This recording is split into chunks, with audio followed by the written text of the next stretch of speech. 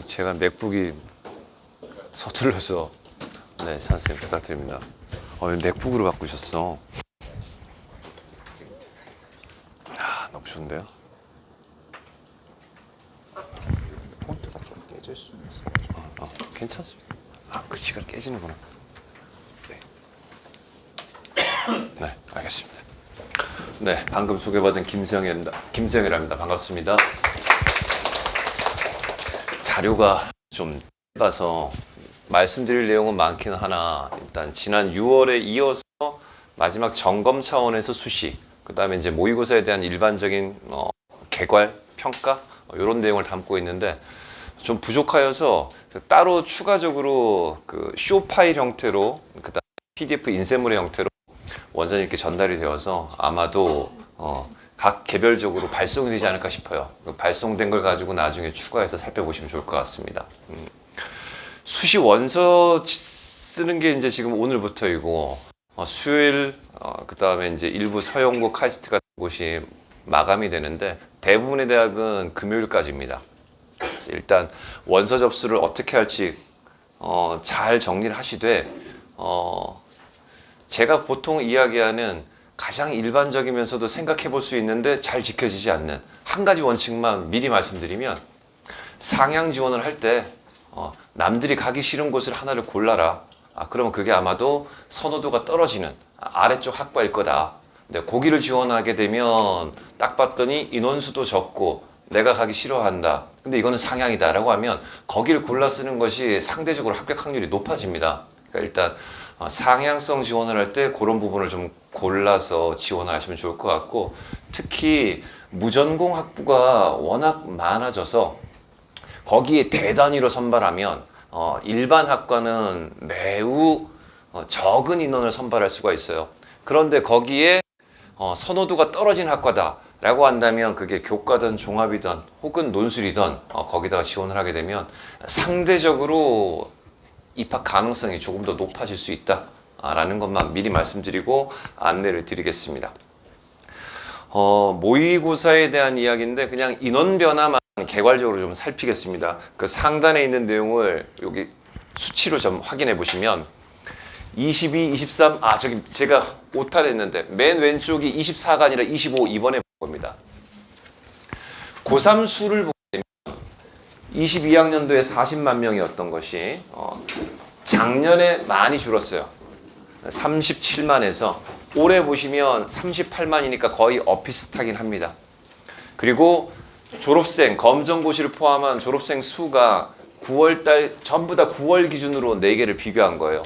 그래서 소폭 상승을 하였고 총 수험생 인구가 작년에 비해서 13,000 정도로 늘어날 것으로 예상이 되고 있고요. 근데 이게 실제 수능하고는 차이가 있어서 실제 수능과 비교하기 위해서 아래쪽 표를 준비했어요. 작년 6월 실제 응시, 원서만 쓴 아이들 말고요. 그 다음에 9월 응시, 수능 응시생이 지금 우리 아이들의 처지처럼 육모를 볼 때 졸업생의 비율이나 숫자가 적다가 거의 2배 정도가 됩니다. 실제 수능이 되면. 그래서 아직도 9월 모의고사 때 졸업생의 수는 아직 미완, 더 차야 된다라는 거고 고3 수는 조금 더 감소할 것이다. 그래서 전반적으로 보게 되면 작년보다는 약간 학생 수가 많아지는 그런 경향성을 볼 수가 있다. 올해 이제 두드러진 특징이 요겁니다. 지난해까지 3년 동안 수능이 나오고 나서 뭐 어렵네 쉽네 하다가도 거의 연말 즈음에는 대부분이 그게 나옵니다. 연말 연초에 문과 침공 이야기. 그래서 입시가 그쪽으로 돌아가다 보니까 수학에 의한 편차가 너무 크다. 거기에 사과탐까지 영향을 미치니까 문과 학생들이 버틸 수가 없다. 그래서 장벽을 문이과에서 낮춰버려서 이과생에게도 문과로 넘어갈 수 있는 기회가 있듯이 문과에게도 주자. 근데 기회를 주기는 주는데 쉽진 않죠. 어찌됐건 그러한 차원에서 해놓다 보니까 이과생이 수학은 어떻게든 버텨보거나 아니면 확통으로 가는 경우도 있는데 과탐에서 더 이상 못 버틴다 해서 넘어가는 경우가 많습니다. 일부 재수생이 사과탐을 같이 하나씩 나눠 쓰거나 이과생이 혹은 사탐으로 다 전환하는 경우가 있습니다. 물론 눈높이가 상위 대학에 꽂혀 있는 건 아니겠죠. 그래서 중간이나든가 중하위권까지 염두에 둬야 될 경우. 근데 고3이 이게 심해요, 상대적으로. 그래서 실제로 탐구 영역의 지원 인원을 최근 거하고 비교해 보게 되면 작년 9월과 올 9월의 비교, 그리고 작년 수능, 그리고 올해 봤던 6월 보면 차이가 있는 게 비율만 보시면 49대 49로 작년 9월은 비슷했습니다. 사과탐의 비율이. 그 다음에 실제 수능에서도 비슷한데 사탐이 조금 높긴 했지만 비슷하죠.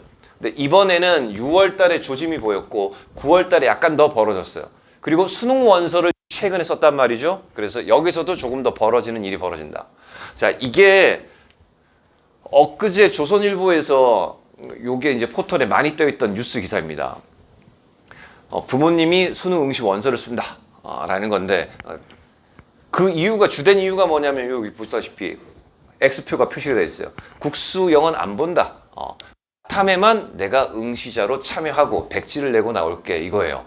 그러니까 생원 지원이 과탐에서는 가장 많은 인원인데 여기에서 자꾸 빠져나간다거나 특히 소수 2,000, 3,000명밖에 과탐2를 응시했다라고 한다면 여기서도 애들이 도망간다. 서울대에서 고정도 안 시켜놨으니까 줄어들 거고 애들이 또 도망가 버리면 우리 아이는 점수가 지금 폭망하는 거 아닐까? 그래서 빵점으로 깔아주겠다 라는 거거든요. 빵점으로 깔아주면 평균이 내려가는 효과가 생길 건데 그래서 표준 점수에서 더 유리해지는 거 아니야? 라고 하는데 그러면 이제 부모님의 입장에서는 그럴 수 있죠. 근데 이제 표준 점수라는 것이 어떻게 만들어지느냐. 그래서 기사의 말미에 이런 내용이 나와요. 이제 SBS에서 뭐 이걸 또 심층 보도를 했다고 합니다. 근데 이제 구조가 이렇거든요. 점수 내는 구조가. 나의 점수에다가 평균을 뺀 거를 표준 편차로 나눠주는데 빵점을 많이 깔아주면 전체 평균이 내려가긴 하겠죠. 평균이 내려가는데 표준 편차 중간으로부터 위아래로 벌어지는 정도예요. 이 표준 편차도 같이 커져요. 그래서 실제 표준 점수에 큰 영향을 안 줍니다. 엄청난 인원이 몰려들지 않는 이상은 몇 프로 정도 모였다고 해가지고 이것은 영향을 받지 않는다. 다만 이런 건 있어요. 생원 지원의 소수, 물론 화원도 빠지는 경우가 있고 과탐2도 인원이 소폭 감소할 개연성이 있습니다. 특히 상위권 그룹보다는 중하위권 그룹이. 근데 대체로 어디로 옮겨가나 봤더니 사문이 좀 많은 편이더라고요. 물론 이거는 이제 통계 수치로 나타낸 게 아니라 제가 보았던 아이들을 보니까 사회문화 쪽으로 많이 넘겨가서 이 친구들이 특히 고3입니다. 고3의 경우에는 여름 이후에 선택을 해놓고 2달 만에 내가 사탐 1, 2등급을 받겠다라는 거예요. 이거 겪어봐서 알지만 쉽지 않은 거 알죠. 그래서 문과 학생의 고득점을 필요로 하는 아이들 뭐 여전히 꾸준히 하면 되는데 밑에 깔아주는 애들이 사탐이 좀 생겨나니까 사탐이 실제 정시에 보게 되면 작년 윤사처럼 100분이든 표준점수든 등급까지도 엄청나게 손해보는 구조가 발생하는데 그런 게 조금 완화될 기미가 보인다라는 거고 그래서 문과 입장에서는 약간은 사탐 점수 구조에서 조금 좋아지는 그런 경향성이 좀 보여진다라는 거고 실제 뚜껑은 열어봐야 됩니다. 이번 9월 모의고사를 6월 모의고사랑 비교를 해봤더니 확실히 점수 구조에서도 그렇고 그러니까 일단 등급 컷이 대폭 올라갔죠. 원점수 기준으로. 그래서 확실히 9월 모의고사가 상대적으로는 쉬웠다라는 것이 대부분의 평가예요. 그래서 6월 모의고사는 뭐 거의 역대급에 준하는 정도로 최근 3, 4년 봤을 때는 너무 어려웠고 그리고 문제가 좀 이상했고 9월은 상대적으로 쉬웠다라는 거. 자, 이때 쉬웠을 때 점수가 올라간 아이들은 어찌 보면 당연한 구조예요. 근데 여기서 내려간 게 있다면 특히 왜 내려갔을까 쉬운 문제인데 그럼 거기에서 취약점을 남은 60일, 70일 가까이 되는 날 동안에 그거를 잘 골라내고 짚어내는 과정이 좀 중요할 거라고 보여집니다. 그래서 지난 6월에도 요 화면 비슷하게 안내를 드렸는데 학생들이 하기에는 좀 그렇고 1, 2등급보다는 3등급, 4등급 이 허리에 있는 학생들에게 좀 중요할 것 같아요. 그래서 부모님이 이걸 도와주시면 좋다. 그래서 간단하게 6월 모의고사도 같은 방식으로 해보면 좋은데 EBS I 홈피에 들어가셔서 9월 모의고사의 그 뭐 총평 뭐 이런 게 나와요. 뭐 거기로 화면을 클릭하면 요걸로 바뀌는데 여기서 다양한 서비스 중에서 하단에 보시면 오답률 분석이라는 게 있어요. 오답률 분석. 여기를 가서 누르면 화면이 이렇게 다른 걸로 바뀌어져요. 화면이 바뀌면 요거는 지금 아마 프린트에 없을 텐데 국어부터 제2 외국어까지 과목별, 그 다음에 밑에 보시면 화작과 언매로 선택 과목이 있어요. 그래서 자신이 선택한 과목이 있고, 자, 그 다음에 이제 문항별 분석이 있는데 추후 실채점이 이루어지면 여기에 분류별 분석이라고 해서 새로운 메뉴가 추가되긴 했어요. 근데 여기 보시면 요 정도를 한번 보세요. 자, 언매 선택자의 이 국어 시험에서 가장 많이 틀린 오답률 원탑은 누구냐 봤더니 문항이 35번이래요. 근데 35번인데 오답률이 56%예요. 그러니까 대부분 44%가 정답을 맞췄어요. 그러니까 쉬운 문제예요. 상대적으로. 그런데 이게 가장 많이 틀린 문제로 꼽히더라라는 거죠. 이때 유의할 거는 1, 2등급보다도 3, 4등급이 더 중요하다는 말인데 이 문제에 대해서 그 다음 많이 선택한 번호가 5번이에요. 그러니까 다섯 중 하나가 선택했으니까 나도 이걸 선택했다면 뭐 대세를 쫓아갔거나 남들과 비슷한 생각을 하고 있는 건데 저기 보시면 1번 4%밖에 안 되는 이 1번을 선택한 아이는 찍었거나 아니면 국어를 자기 주관대로만 이해하는 아이일 수도 있는 거죠. 극단적으로는. 그래서 이런 부분에 대해 가지고 꼼꼼하게 체크해 보는 게 필요하다. 그래서 시험지 받아와 가지고요, 아이한테 여기다 다 입력도 가능하거든요. 메뉴 안에 입력을 하시거나 아니면 우리 아이가 13번 다 스크롤을 해서 13번을 쫓아가서 우리 아이가 몇 번을 체크했는지 흔적이라도 보세요.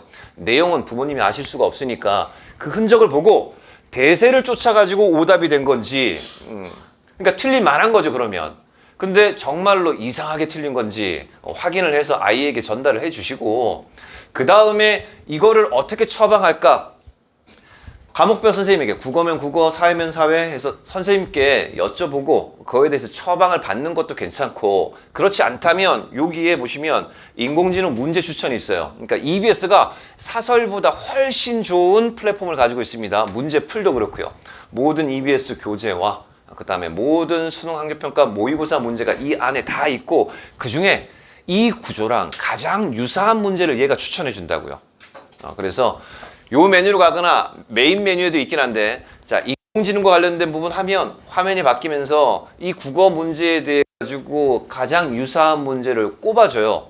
그래서 문제집의 형태로 많은 양을 뽑아내든 아니면 소팅을 해서 서너 문제만 뽑아내든 할 수가 있으니까 서너 문제만 뽑아내면 A4 한 페이지니까 아침에 출력해가지고 아이에게 건네주고 답지랑 딱 지워줘서 도시락과 함께 딱 준다거나 뭐 싫어할 수도 있겠지만 그런 부분을 해주셔도 괜찮다라는 거죠. 그래서 과목별로 국수영 사과 해가지고 5일 동안에 매일매일 아침에 한 페이지씩만 챙겨주셔도 60일이면 꽤 많은 양이 되겠죠. 아는 문제든 틀리든 문제든 간에 그 유형을 체크할 수 있게끔 도와주시면 좋겠다.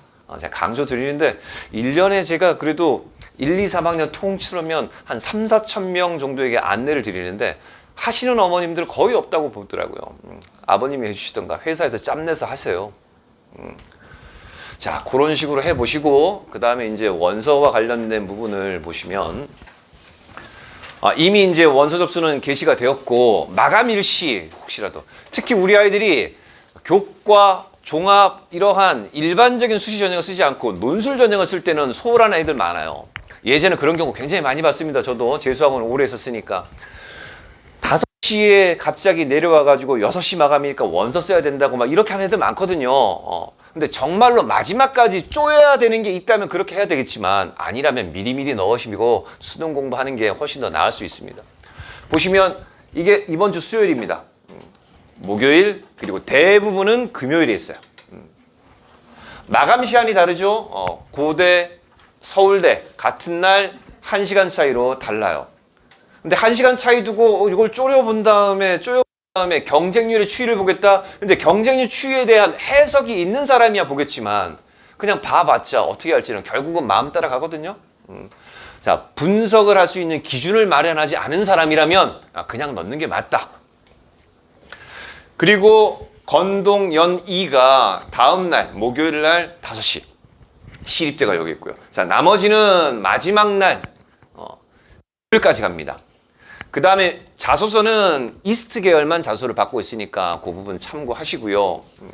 그리고 교과 전형을 노려야 될 때 대부분 대학이 추천형으로 만들거나 동시에 수능 최저를 걸고 추천을 안 받아도 되는 전형이 있어요.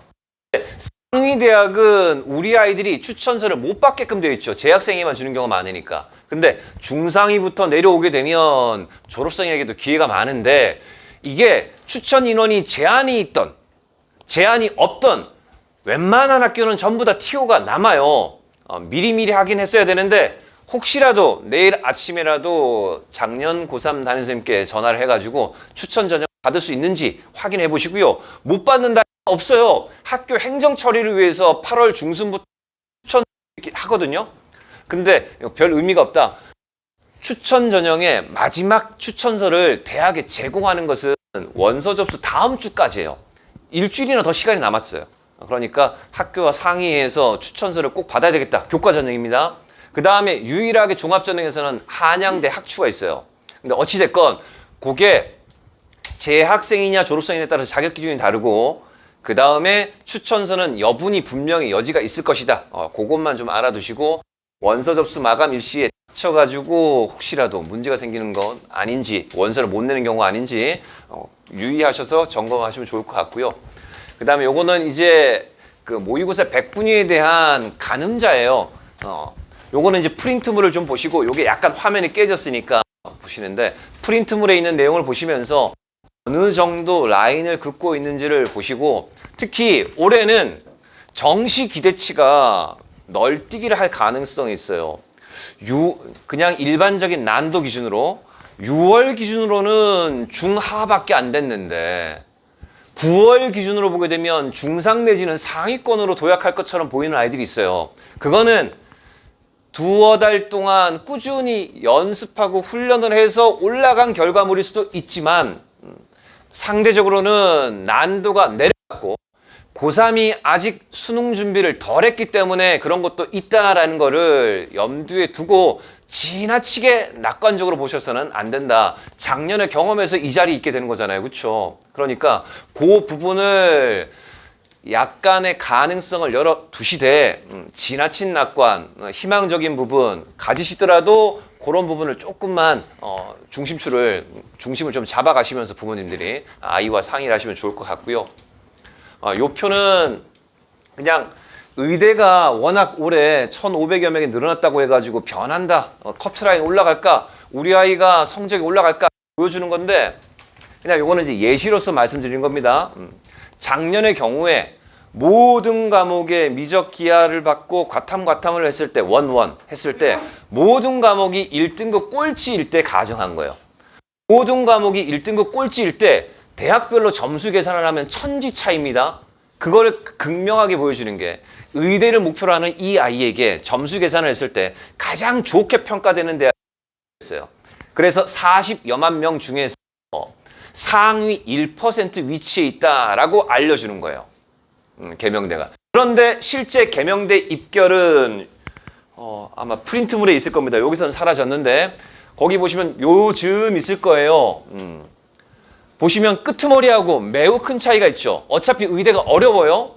근데 여기는 되지 않습니까? 근데 이 대학에다가 계산해보면 이것도 모자라거든요. 그러니까 꼴찌 1등급 가지고는 현재 구조로는 안 나온다. 근데 서울대 방식으로 하면 과탐2에 대한 가산점을 주기 때문에 심지어 4.4%로 떨어져요. 그러니까 엄청난 차이가 벌어질 수도 있다라는 거를 그냥 예시로서 보여드리는 거고 계략적인 가늠을 현재는 해보는 걸로 말씀을 드리는 겁니다. 약대도 비슷한 논리에서 말씀드리는 거니까 참고만 하시면 좋을 것 같고요. 그 다음에 이제 지금 3등급 이내까지는 걱정할 필요가 없는데 솔직히 얘기해서 한 5등급 6월 모의고사 9월 모의고사가 5등급과 4등급 언저리에서 애매한데 내신으로 승부를 볼 수 없는 지경이다 라고 할 경우에 수시를 아무렇게나 쓸까? 혹시라도. 근데 올해까지는 유효해요. 이게 여기 보시다시피 수도권에 인접한 강원대는 최근 5년 동안 경쟁률과 입결이 상승하고 있어요. 교통이 매우 좋아졌습니다. 그래서 특히 수도권 북부 쪽에 있는 아이들이 여기에 많이 들어가기 때문에 경쟁률이 안 내려가요. 예전에 많이. 그래서 강원대가 충북대에 비해서 입결 컷이 한 5년 전에는 약간 내려갔었는데 요즘은 슬쩍 올라오고 있습니다.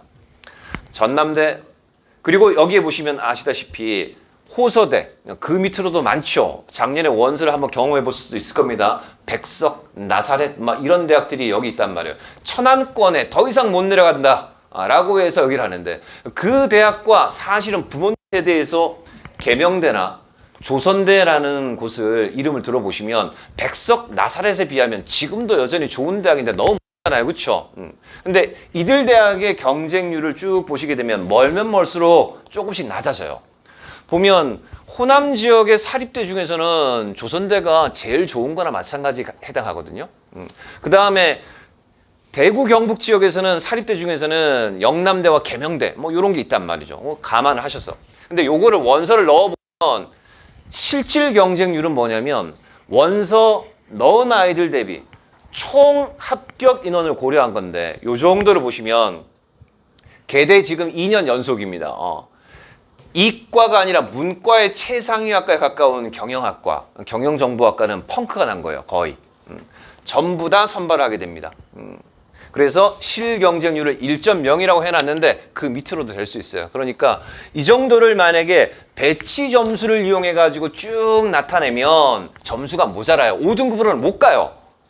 근데 7, 8등급도 갈 수 있단 말이죠. 그게 올해까지 유효합니다. 내년에는 인구수가 좀 늘어나기 때문에 학생 수가. 그래서 요 부분을 염두에 두시고 각 권역별 대전, 대구, 광주, 부산 권역에 최상위가 아니라 그 권역에서 중간 정도의 이름 들어본 대학은 사실은 운 좋으면 운이 아니라 좀 기술적으로 따져볼 수 있겠죠. 원서 쓸 때 그냥 통과할 수도 있다. 그래서 6등급 이하는 원서대만 준비하세요. 그럴 경우에 합격할 수도 있다는 거죠. 올해 마지막이 될 수 있다. 그 다음 원서 라인을 점검할 때 6논술이면 이게 좀 의미가 없긴 한데 6논술에 대해서는 마지막에 언급을 드리고, 보통의 내신을 기준으로 혹은 정시를 이제 수능을 기준으로 할 때 우리가 기본선을 잡을 때는 정시 지원 가능성, 특히 수능 성적이 1년 더 공부해서 올라갈 거를 기준으로 잡으면 당연히 이렇게 잡아야 돼요. 정시 가능성이 어디까지 되는 거지? 놓고 그 다음에 아래쪽에 한 장 혹은 2장 정도를 괴어 놓을 것인가, 그 다음에 4장 혹은 6장 모두를 위로 올려놓을 것인가를 고민하게 되는 거잖아요. 그렇죠? 그래서 기준선이 정시 배치점이 어느 정도인지를 잘 따져보는 게 필요한데 실제 수능 성적이 아니니까 기대치만 가지고 할 수밖에 없다라는 거. 근데 예를 들어서 이런 아이가 있다고 치자고요. 일반고의 2.4등급이었습니다. 작년에 아쉽게 수능 최저를 못 맞췄던, 학종만 노렸던, 그래서 아깝게 떨어져가지고 준비한다라고 칠 때 요 성적을 보니까 모의고사가 현재 약간 못 미쳐서 3333이 나왔다.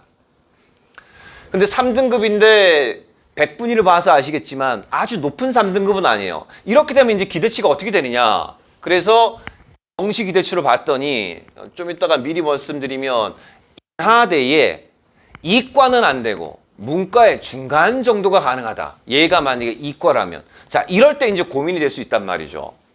그래서 원서를 쓸 때 그러면 인하대 문과는 수시로 지원하기가 좀 애매하니 이과로 쓰자. 그래서 봤더니 2개년치 입결을 봤더니 2.3과 2.1이야. 그럼 나는 2.1가 있네. 작년에는 수능 최저가 이하 본데 안 됐는데 지금 가능성이 있네. 근데 재수생 입장에서는 어떻게 될까요? 두 과목만 선택적으로 공부해가지고 올릴 수가 없죠.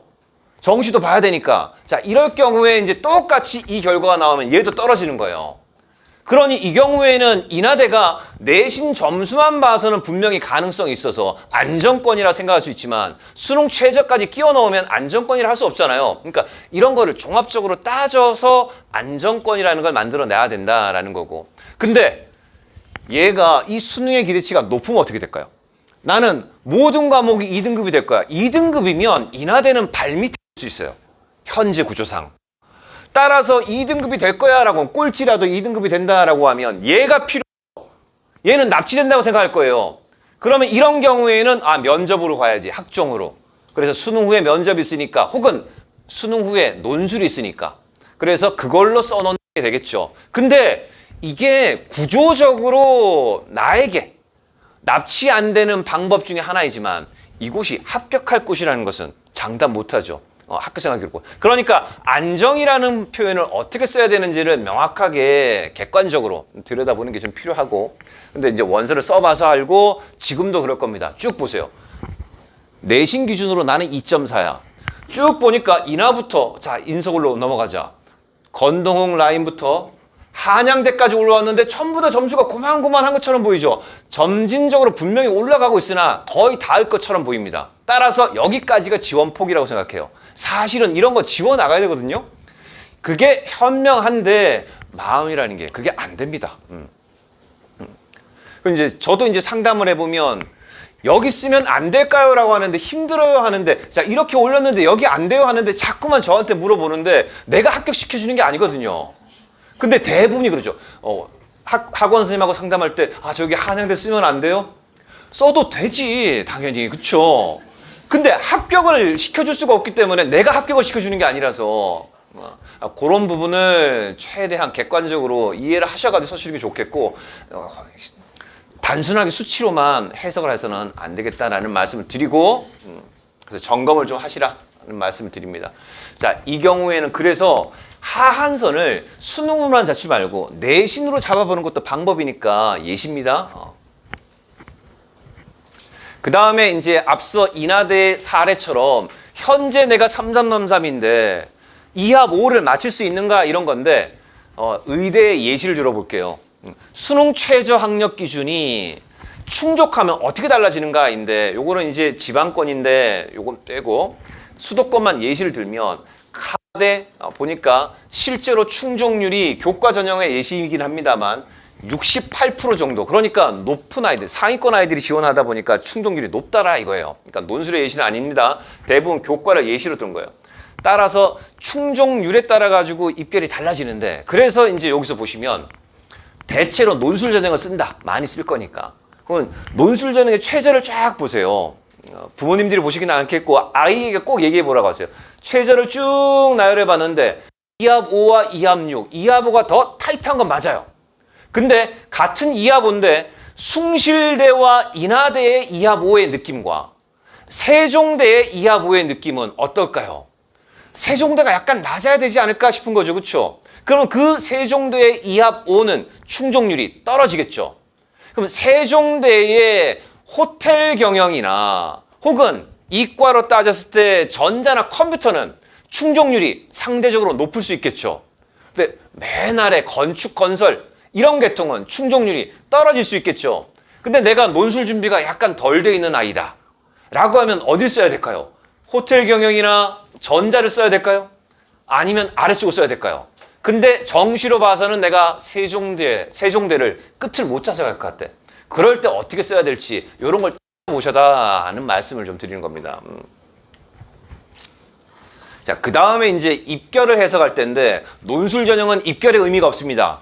논술 준비를 얼마만큼이나 꼼꼼하게 해왔는가. 근데 수업량이 많진 않아요. 연습량이 많진 않아요. 근데 했던 걸 최소한 점검은 하고 있는지 정도. 그리고 수능 학습을 열심히 하고 있는지. 근데 만약에 교과나 종합을 써야 되는 경우라면 입결을 잘 해석해 보라는 거예요. 혹시라도 입결을 봤다면. 자, 광운대 예시를 들었습니다. 전자공학과 17명 모집인데 경쟁률이 지난해 4.4대 1이 채 안 됐어요. 70% 컷 2.47. 만약에 2.4인 학생이라면 70% 컷 안에 들어갔네. 합격 가능성이 있겠다 싶겠죠. 충원 인원이 무려 38명인 거예요. 자, 이때 요것만 볼 게 아니라 해석을 해야 됩니다. 나름 정밀하게 쓰려면. 봤더니 작년하고 최저라든가 전형 구조가 바뀌진 않았어? 안 바뀌었대. 모집 인원은 변동이 있어 없어? 안 바뀌었대요. 그러면 이제 이걸 고지고대로 믿어도 되겠죠. 그 다음 보니까 약 3.8대 1이었는데 총 지원 인원이 65명인 거예요. 계산을 해보니까. 그러면 38명에다가 저 17명을 더하면 55명. 65명 중에 10명만 떨어진 거죠. 그렇죠? 그러니까 실질 경쟁률은 1점대 경쟁률인 거예요. 그래서 논술은 충원율이 높지 않습니다. 끽해야 30%예요. 끽해야. 그러니까 논술은 충원을 생각하지 마세요. 예비 2번 받았는데 기다릴까요? 일단은 포기하고 있다가 기쁘게 전화를 받으셔라. 논술일 경우에는. 네. 그래서 그런 부분을 염두에 두시고 교과나 종합은 충원이 많이 들어가니까. 따라서 경쟁률을 볼 때 해석을 할 때 경쟁률이 10대 1이야? 아니야. 충원이 200% 되면 경쟁률은 약 3.3대 1이야. 그러니까 이런 식으로 해석을 해가지고 비교를 해보시는 게 필요할 거고. 그 다음 5배수로 선발하는 10대 1과 3배수로 선발하는 10대 1은 느낌이 완전 달라요. 5배수 선발이면 일단 2대 1 통과해가지고 면접이든 뭐든 하면 되는 거예요. 거기서 떨어지면 끝이니까. 3배수면 3.3대 1인 거예요. 그러니 배수를 가지고 거기에다가 충원율을 넣지 말고 지난해 최근의 경쟁률을 가지고 비교하시는 게 맞겠다라는 거고. 근데 이제 이게 문제인 게 이것만 딱 보고 쓰면 열심히 따져봤는데 안 돼요. 큰일 납니다. 최근에 3개년의 추이를 봤더니 전형 구조가 전혀 변화가 없었어요. 수능 최저도 없었고. 근데 봤더니 성적이 재작년은 1.85, 3년 전에는 2.01이 된 거예요. 이게 왜 그럴까? 광운대가 매스컴을 타나? 들어보시면 알겠지만 국민대, 인하대, 명지대, 부실 뭐 이렇게 해가지고 매스컴 탄 적 있죠. 얘는 안 탔거든요. 그런 일이 없죠. 그러니까 왜 그렇지를 생각해 봐야 되는데 힘들어지긴 해요. 일단 이게 보여지면 뭔가 있겠구나 정도는 생각해야 된다. 근데 실제로 보게 되면 국민, 숭실, 과기, 세종, 단국, 가천 정도에서 이렇게 뭉뚱그려 놓고 보게 되면 다들 수능 최저학력 기준을, 특히 세종대가 최저학력 기준을 넣어서 교과 전형을 만들어 버렸어요. 그러면 수능 최저 없는 대학이 그 주변 대학에 광운대밖에 없네요. 그럼 어떻게 될까요? 이쪽에 점수가 약간은 좋은 아이들, 수능에 자신 없는 아이들이 약간 더 몰릴 수도 있겠죠. 그러니까 이렇게 해석을 한다거나 하는 게 필요한 거죠. 그래서 보시면 특히 이런 걸로 봤을 때는 이례적으로 변한 거 아니야? 그렇다면 주변의 다른 대학의 전형 구조가 이러이러하니 올해는 이 추이를 계속 이어갈 거라고 보여져. 이런 판단이 필요하다.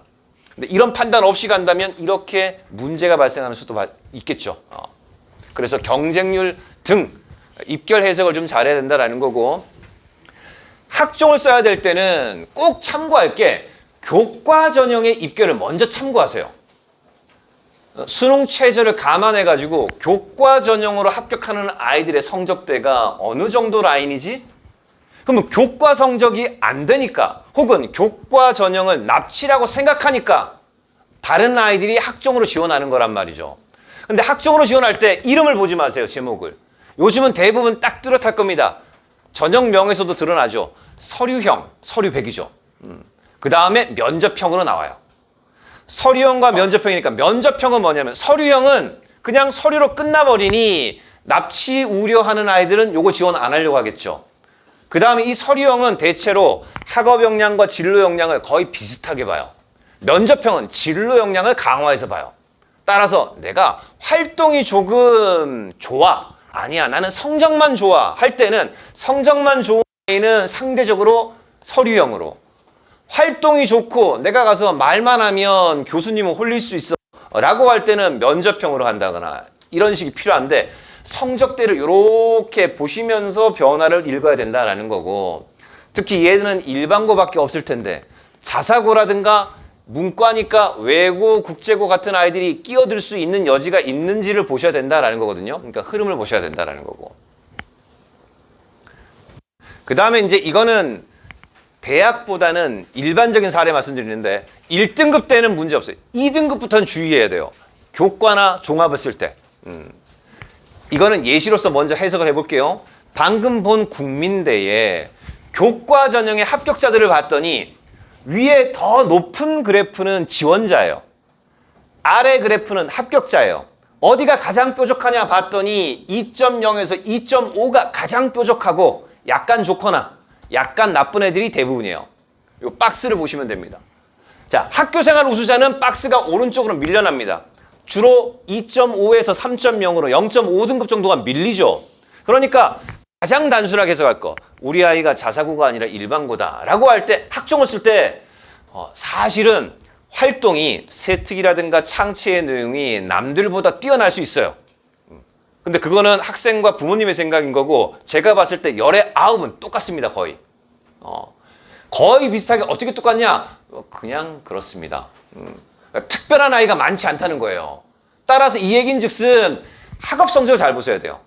그래서 학업 성적을 잘 보시면서 비교를 하시는 게 필요하다라는 거고, 그 다음에 이게 면접형으로 바뀌게 되면 레인지가 훨씬 더 넓어집니다. 근데 이제 이때 문제가 발생하는 거는 2.0, 2.5, 3.0으로 갈 때 요걸 보십니다. 학생 수가 줄고 있는데 학생들은 이과 쪽으로 쏠려요. 이과 쪽으로 쏠려서 고등학교 1학년, 2학년, 심지어 3학년의 일부 과목까지 문이과가 시험을 같이 보는 과목들이 많죠. 그러면 이과 쪽으로 자꾸 넘어오고 하다 보니 문과는 수학 성적이 낮아져요. 자꾸만. 따라서 문과의 그래서 웬만한 일반고에 요즘 내신 성적 기준으로 전교 1, 2, 3등을 꼽으면 문과 1명, 이과 1명, 문과 1명, 이과 1명. 그래서 서울대 직윤을 쓸 때 문과 1명, 이과 1명이 한 5년 전 내지는 10년 전에는 뚜렷했단 말이죠. 지금은 거의 없어요. 이과 혹은 이과까지 있었어요. 따라서 1점 극초반은 없다. 자, 우리에게 해당 대상은 안 되지만 서울대 직윤은 문과는 경쟁률이 계속 떨어질 수밖에 없어요. 당분간은. 직윤이. 그러면 자, 직윤이 그렇다면 일반도 생각해 보셔라. 그래서 올해 이 중에서 내신 상위권에 한 1.5등급 정도만 되어도 일반고에서 서울대 일반 전형을 한번 노려보는 것도 괜찮다. 면접에 자신이 있으면. 근데 이과는 경쟁이 그럼 어떻게 되느냐? 치열해지는 거예요. 그래서 이과 커트라인은 올라가고요. 점진적으로. 이게 모든 개별학과, 개별대학의 개별학과를 보면 어긋나는 경우가 많지만 전반적으로 그럴 수밖에 없다라는 거예요. 그런데 여기로 내려오면 이제 이걸 단순 비율로 보게 되는데, 자, 여기서까지도 2.0이나 3.0까지도 이과가 더 많아요. 그래서 생각해 보실 거. 비선호학과가 어디 있냐를 잘 보셔야 돼요. 그리고 무전공의 위치가 어딘가를 봐야 돼요. 무전공은 최소한 중간이라 보셔야 돼요. 최소한 중간. 그러면 상위권 학과를 쓸 수 있는 아이는 무전공을 쓰면은 아깝잖아요. 그렇죠? 근데 무전공을 자꾸 쓰게 돼요. 왜? 상위권 학과의 인원이 10명이었던 것이 2명이 되거나 이렇게 돼버리니까. 그렇죠? 그러니까 자신 있으면 거기 쓰는데 안 되면 하한을 할 수밖에 없어요. 근데 하위권은 오히려 도전적으로 해볼 수 있습니다. 하위권 성적이라서 하위 학과밖에 안 됐는데 무전공이 돼버리면 떨어집니다. 이때 그냥 하위 학과를 쓰는 거예요. 왜? 다들 무전공을 할 거니까. 그래서 하위 학과를 써버려서 거기에 그냥 합격을 시키는 것이 상대적으로는 구조적으로 유리할 수 있겠다라는 거고요. 이때 그 비선호학과를 잘 보면 이런 거예요. 많진 않지만 지리학과. 지리학과를 보게 되면 문과도 있고 이과도 있어요. 근데 문과가 약간 더 많아요. 근데 몇 없습니다. 경계에 있죠. 그 다음에 요런 학과 아동가족학과. 잘 보세요. 아동가족이면 그 부모님 세대에서 보면 한 가정학과 즈음일 텐데 얘가 문과일까 이과일까요? 어느 대학은 문과 인문대학에 편성되어 있는 경우도 있고 자연대학에 편성되어 있는 경우가 있어요. 생활과학대학인데. 잘 보세요. 그거를 공략할 때 그러면 누가 공략해야 될까요? 문과가 이과에다 갖다 붙일까요? 아니죠. 이과가 문과로 갖다 붙이는 거 가능하다는 거예요. 상대적으로. 그래서 그런 부분을 심지어 특히 교과 전형은 교차 지원 무난하게 할 수도 있다. 그 다음에 이과의 경우에 종합 전형도 혹시라도 그게 다 있다면 고민해 볼 수는 있겠다라는 거고. 그래서 그런 부분을 좀 염두에 두시고 그 다음에 여기에서 또 하나 이제 자 합격자 성적대가 2.4인데 70% 컷이 내가 2.5야. 그러면 70% 컷에서 한 100% 컷 안에 있지 않을까? 0.1인데 0.1이고 점수 차이는 얼마 없어 보이잖아요. 근데 여기 보시죠. 이 애들은 이만큼 많다라는 거예요. 1.4와 1.5는 매우 적은 아이의 차이예요. 따라서 얼마 안 되는 것처럼 보이지만 2.4와 2.5는 앞에 있는 숫자를 일렬로 쫙 나열하면 엄청 많다. 그거를 염두에 두셔서 생각하셔야 된다라는 말씀을 좀 드리고요. 그리고 요거는 그냥 참고로만 학교 유형에 대한 이야기인데 연대 거의 예시입니다. 6월에도 안내를 드리긴 했어요. 중앙대도 마찬가지인데 이제 해석을 할 때 혹시 이제 학종을 쓸 때 해석하는 겁니다. 보시면 융합형이라는 건데 그냥 이거를 지금의 일반화시키면 서류형이에요. 탐구형인데 지금으로 일반화시키면 이게 면접형이에요. 근데 요 보라색에 화면의 보라색이 짙은 보라색이 1등급의 분포예요. 융합형은 1등급이 많아요. 합격자들이. 근데 탐구형은 1등급이 적고 2등급, 3등급이 많아요. 그러니까 얘는 일반고형이고요.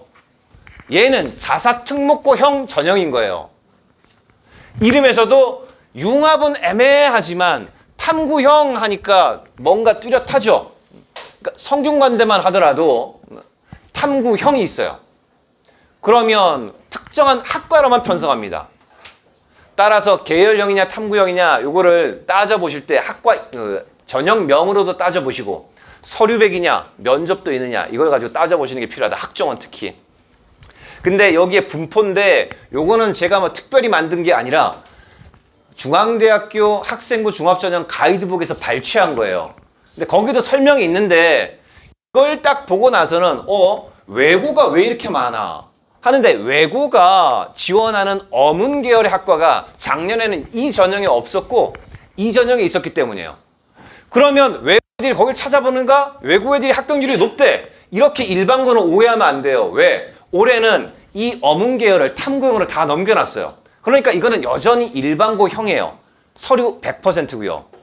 근데 이제 이 탐구형 같은 경우에는 또 생각을 해보실 게 탐구형을 쓰라는 게 아니라 구조를 잘 보셔야 되는데 작년과 달라진 게 뭐냐면 작년에 얘가 면접이 없었는데 올해 면접을 만들면서 수능 후 면접으로 만들었어요. 수능 후 면접으로 만들면 정시까지 생각하는 상위권들은 보험성으로 생각해서 쓸 수도 있겠죠. 그래서 수능을 망치면 얘도 들어앉을 수 있겠고 그러니까 지원하는 방법이라든가 방향이 다를 수 있다는 거고 올해는 상위대학의 고대가 변화가 심해요. 고대 논술이 생겼지만 고대 학종이 학업 우수 전형이라는 게 면접 없이 서류 100%로 수능 최저를 그어놨어요. 이때 2점 초중반 때 혹시 한 장이 남는다면 적극적으로 지원해 보길 권한다. 작년에 5배수로 선발했다면 서류 점수에서 5배수 안에 못 든 내가 6배수나 7배수에 해당하는 아이였다면 당연히 작년의 경우에라면 떨어져요. 서류에서 1차 선발이 안 되니까. 근데 올해는 끝까지 대기합니다. 그러다가 1에서 5배수 사이에 있는 아이들이 수능 체제를 못 맞춰서 날아가면 나에게 기회가 온다라는 거예요. 그래서 심한 경우에는 기본적으로 관련 전공에 대한 교과 이수를 다 했고 기본적인 학업은 충실했다. 근데 내신이 2.34까지 나왔다. 그러면 학과 눈높이 생각해가지고 도전해보는 것도 괜찮다. 경쟁률을 고려해서. 그 다음에 이거는 그러니까 의대라서 게다가 교과예요. 그냥 이것도 그냥 스치고 넘어갈 건데 일반고와 자사고 레인지가 약간 다르다. 그래서 가천대 예시, 아주대 예시 해서 이렇게 샘플로 살짝만 안내를 드리는 겁니다.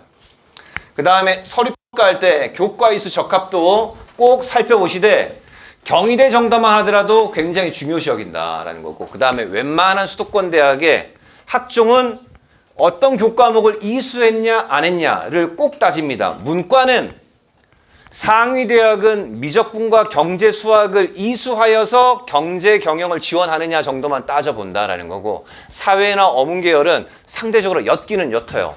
근데 아이가 한문을 이수 안 했는데 한문학과를 지원한다? 국어 성적이 뛰어나지 않다면 약간 애매한 거예요. 그런 것들은 참고해서 보시고 그 다음에 이과는 특히 물투를 했냐 안 했냐 가지고 물투가 필요한 학과인가 아닌가 이런 걸 한번 따져보시는 게 필요하다. 그 다음에 이제 학종에서 마지막으로 꼭 보셔야 될 게 이겁니다. 합격 학생과 불합격이에요.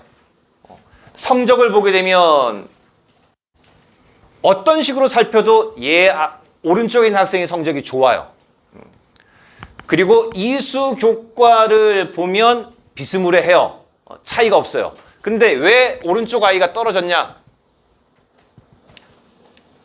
사진이 사라졌네. 자, 제가 말씀으로 설명드릴게요. 오른쪽 아이는 요게 주요 교과가 2.0인데 이 학생이 영문과를 지원한 학생이에요. 영문과를 지원한 학생인데 다른 교과목의 성적이 상대적으로 낮은 과목이 있어요. 낮은 과목인데 평균 2점이면 어쩌다가 3 정도 맞는 건 괜찮은데 5 이렇게 뜨는 거죠. 그래서 이 관련되어 있는 전공이고 근데 전공이 아니어도 조금 거리가 있지만 그래도 필요한 과목으로 여겨질 때 특정한 과목에 너무 낮으면 평균을 갉아먹을 수 있다는 생각을 꼭 하시고 성적을 가지고 비교하셔라 라는 말씀을 전해드리기 위한 거고, 그 다음에 이제 마지막에 논술로 넘어가기 전에 면접 한 가지만 이야기할게요. 학종에서의 면접을 보시면 경희대 사례인데 왼쪽 표만 잠깐 보시면 서류 점수로 10명을 선발할 때 10등까지 다 선발해 놨어요. 그런 다음에 면접을 치렀습니다. 근데 면접을 치렀더니 계열별로 편차는 있지만 3명이나 4명 정도가 13, 14, 15 후순위에 있던 아이가 뒤엎어 버린 거예요. 그러니까 이 얘기는 면접이 중요하다라는 거. 면접 비율이 20%든 심지어 50%인 대학도 있거든요. 그래서 비율이 높으면 높을수록 서류보다는 면접이 훨씬 중요하다. 이때 1단계 통과 배수를 잘 따져보고 면접 비율이 높은 곳일수록 도전해봐도 괜찮겠다라는 거고, 요거는 이제 분석 자료인데 그냥 말씀만 드리면 서류 성적은 남학생이 상대적으로 높았다라는 결과인데요. 면접 성적은 여학생이 높다라는 거예요. 저도 이거 이해가 됩니다. 남학생들은 면접 연습하려고 앞에 서면 인상이 일단 안 좋아요. 다 찌그러졌어요. 근데 여학생은 열에 한 8 정도가 미소를 띄어요. 일단 거기서부터다. 첫 인상부터 좌우하는. 그 다음에 남학생들은 말이 들어보면 두서없습니다. 여학생들은 짧아도 조리 있는 경우가 상대적으로 많기는 해요. 그러니까 일반적인데 특수한 경우도 분명히 있습니다. 그다음 마지막 요거 따져보실 때 대체로 논술이 2, 3개든 6개든 있을 텐데 요게 빠져 있어서 전달 받으시게 되는 파일에는 다 들어가 있습니다. 가장 많이 몰려있는 게 수능 직후 토요일, 일요일이에요. 자, 이과 거의 사례입니다. 시간표를 보세요. 동선. 작년에 혹시라도 이제 경험을 수능 최저 때문에 경험을 못했을 수도 있겠지만 올해는 수능 최저 맞추면 경험할 수 있잖아요. 그렇죠? 동선을 그려보셔야 돼요. 이과에 고대를 썼다. 그럼 고대를 쓸 때, 원서 쓸 때 고대 쓰고 그 다음에 서강대를 쓰고 싶은데 라면 고대의 기계공학과를 쓰고 서강대의 기계공학과를 쓰면 안 된다라는 거죠. 그렇죠? 물론 최저의 차이가 있으니까 되는데 둘 다 응시하고 싶으면 어떻게 됩니까? 여기를 보고 가까우니까 오토바이를 타고 넘어야 된다는 얘기예요. 퀵을 타고. 자, 이런 것까지도 염두에 두셔서 보시는 게 맞겠다라는 거고, 그래서 고대와 서강대는 어떻게 해놨습니까? 요렇게 나름대로 크로스할 수 있게끔 속된 말로 나라시를 해줬습니다. 그런 대학이 있다면 그렇지 않은 대학이 있단 말이죠. 그래서 요렇게 겹치는지 안 겹치는지를 잘 보시고 오전 때와 오후 때 혹은 저녁까지 나누어지는지를 한번 잘 보시라는 말씀이에요. 근데 지난주까지 제가 확인했을 때는 대학마다 몇 날 며칠 논술을 보겠다라고 했는데 오전, 오후 어떻게 나눴는지를 안 보여준 대학들이 많은데 지난주까지 웬만한 곳은 밝혀졌는데 신명여대처럼 시각이 미적인 경우도 일부가 있어요. 그러니까 그거를 마지막까지 확인하셔가지고 동선을 한번 짜보시고, 그 다음에 면접은 동선을 짜기가 어렵습니다. 날만 나오기 때문에 대부분이 오전 조냐 오후 조냐가 안 나오는 경우가 많아서. 그 다음에 문과입니다. 같은 방식이죠. 그래서 이제 토요일과 일요일 날, 그래서 고대와 서강대가 어떻게 될지, 그 다음에 성대와 경희대, 그리고 경희대는 특히 아이들이 국제냐 수원 쪽이냐 그 다음에 서울 쪽이냐 잘 따져봐야죠. 성균관대 문과는 서울에 있고 이과는 수원에 있는데 이걸 또 착각하는 거죠. 자, 그래서 특히 수원캠과 서울캠, 성대, 경희대를 잘 따져보시고 시험 장소와 고사장이 어디인지를 꼭 쉬고 2시간이니까 충분하지. 수원까지 어떻게 가로질 것인가 생각하셔야 된다는 거예요. 능선까지도 생각해 보시고 원서를 최종 마감하면 좋겠고, 만약에 눈치 작전을 끝까지 봐야 되겠다 할 때는 상위학과든 하위학과든 간에 제가 지금 건대를 샘플로 들어놨는데 논술이든 뭐든 관계가 없어요. 아이가 경영경제 계열이라고 하면 이들의 3년치 입결을 쫙 펼쳐놓은 다음에 경쟁률을 쫓아가시는 거예요. 자, 오늘부터 D-3인 경쟁률이 어땠지? 1, 1.1, 2.6. 경영은 초반부터 높았어요. 그러면 마지막에 어떻게 됐을까? 25, 13, 14.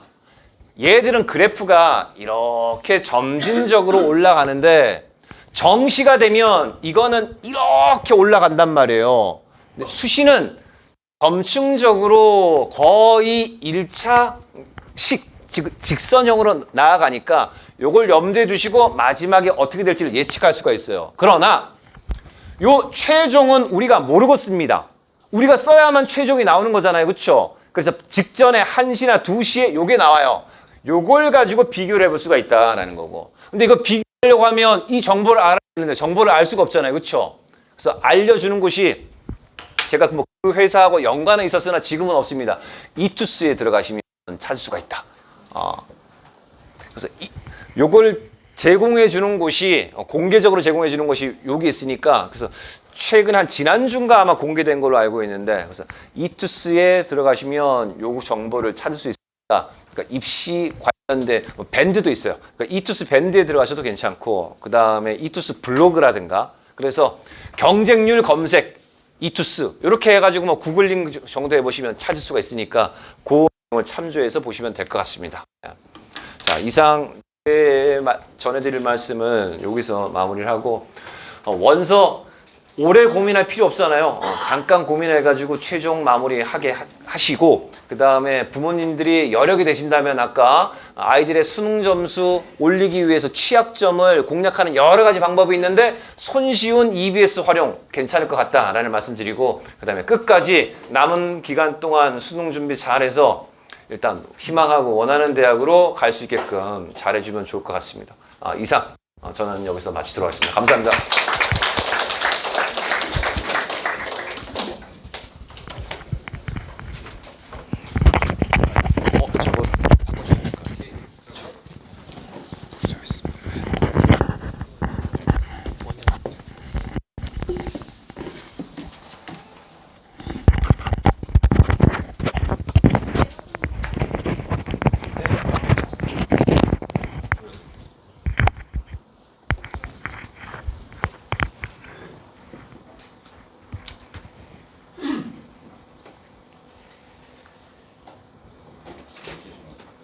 어떻게 마우스로?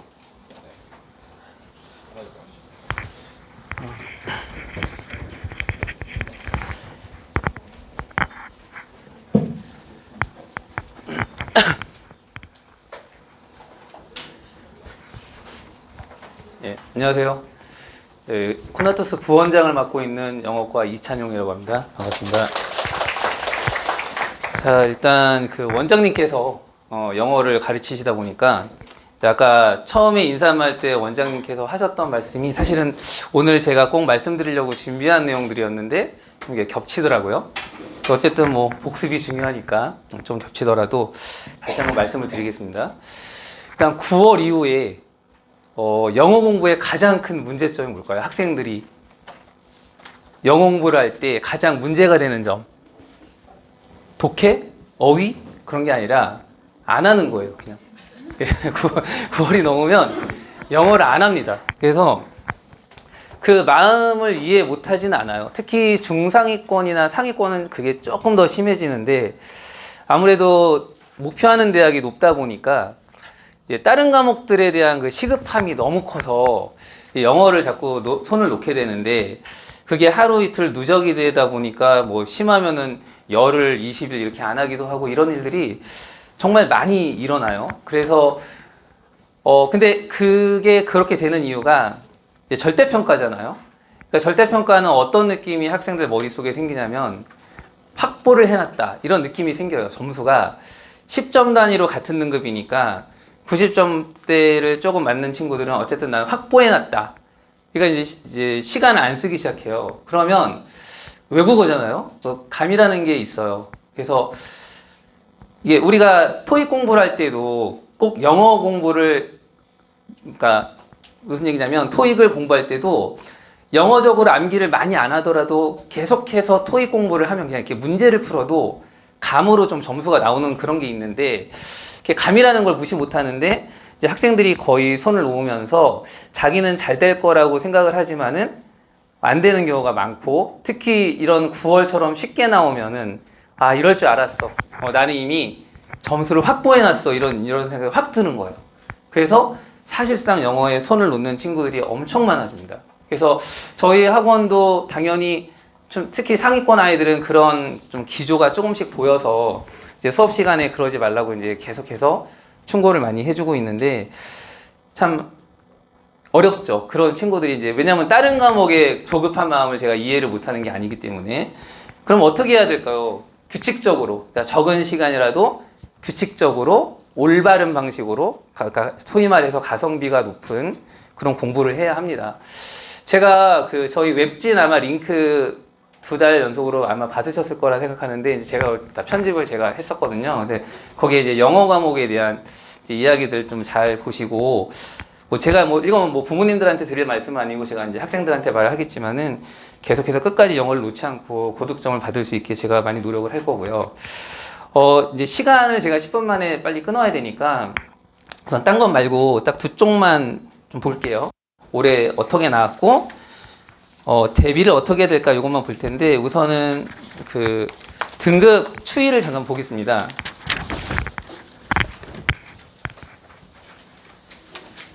자, 여기 등급 추이를 보시면 자, 일단 이번 시험은 되게 쉬웠습니다. 쉬웠고, 저기 이제 예상 등급을 넣어놨지만 정확하게는 아직 알 수 없지만 대략 이 정도 예상을 하고 있는데요. 일단 등급을 알기 전에 우리가 영어는 한번 문제 개수로 생각을 해보면 1등급은 3개까지입니다. 어차피 틀리는 게 대부분 3점짜리도 틀리니까 3개 틀리면 1등급, 그 다음에 7개까지 틀리면 2등급이에요. 그런데 우리가 보통 불수능이다, 물수능이다, 적절한 난이도다 이런 걸 말하는 거는 그 7문제가 결정짓는 거예요. 그 이하의 문제들은 항상 7, 8개 내에서 그것이 7, 8개가 싹다그리 어렵게 나오면 우리가 불수능이라고 부르는 거고, 1등급 퍼센트가 한 4%, 5% 정도 나와요. 작년 수능과 작년 9월이에요. 7, 8문제가 어려우니까 그 정도 나오는 거고, 그게 불수능. 그 다음에 이제 보통 일반적인 난이도가 7, 8% 나오는 건데, 그거는 한 3, 4문제가 킬러 문항, 그 다음에 한 4문제 정도가 중킬러급 정도, 무난한 난이도. 이렇게 되면은 이제 그러니까 어쨌든 중킬러까지가 7문제죠. 이제 그 정도 되면 한 7, 8% 나와요. 그럼 그 나머지 문제들은 다 쉽습니다, 사실은. 그러면은 2등급이 잘 안 나오는 친구들은 그 쉬운 문제들도 계속 많이 놓치고 있다는 얘기예요. 그 정도는 무조건 맞춰줘야 하는데, 영어는 그러니까 그 어휘가 좀 뒷받쳐 주면 2등급까지는 누구나 맞을 수 있거든요. 7, 8% 정도만 나오면. 근데 이제 물론 이제 3, 4, 5% 나오면 작년처럼 그러면 좀 2등급도 좀 만만치 않은 일이긴 합니다. 근데 이제 올해는 이제 예상을 어떻게 하냐면, 저의 개인적인 예상이긴 한데요. 여기 한번 볼게요, 이 표를. 그러니까 작년 6월 7.6%, 9월 4.4, 수능 4.7. 자, 올해 6월은 미친 시험이었죠. 불수능이 아니라 용암 수능이라고 보통 이제 용암이라고 거의 말을 했는데요.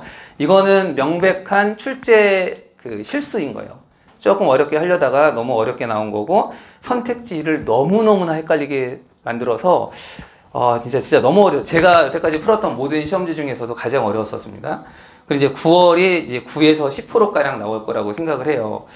근데 문제는 뭐냐면, 보통은 6월과 9월을 합산해서 적절한 난이도를 정할 거라서 저의 개인적인 예상이자 바램은 한 7, 8% 나오는 거예요. 그러면 어차피 극상위권들만 모여있는 학원이 아니잖아요. 평촌가에 있는 대부분의 학원들은.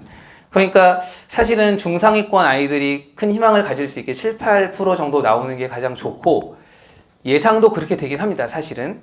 물론 4, 5%를 배제할 수는 없지만 그래도 대충 이 정도면은 한 7, 8% 선에서 나오지 않을까 이제 생각을 해요. 그러나 마음 한켠의 불안감은 뭐냐면 9월부터 이어진 추세를 보시면 굉장히 어렵게 내는 추세들이에요. 그래서 작년처럼 4, 5%대의 불수능도 배제할 수 없다.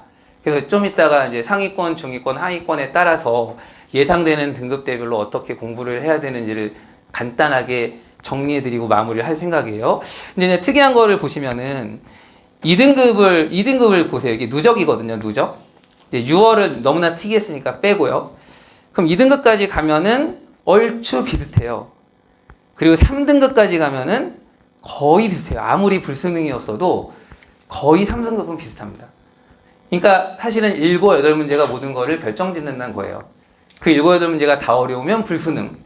그 중에 한 3문제 정도 어려우면은 그냥 평범한 수능. 이제 이렇게 되는 거고, 그런 게 없을 때 물수능이라고 해서 한 번 나온 적이 있어요. 그 밑에 보시면 알겠지만은, 2018학년도와 21학년도에는 이제 10%대가 나왔는데, 요거는 이제 킬러 문항이 거의 없었습니다, 사실은. 근데 올해는 추세상 절대 그렇게 나오지는 않을 거라고 생각을 하고요. 대부분의 입시기관들도 어려운 수능이 될 거라고 예상을 하고 있습니다, 사실은.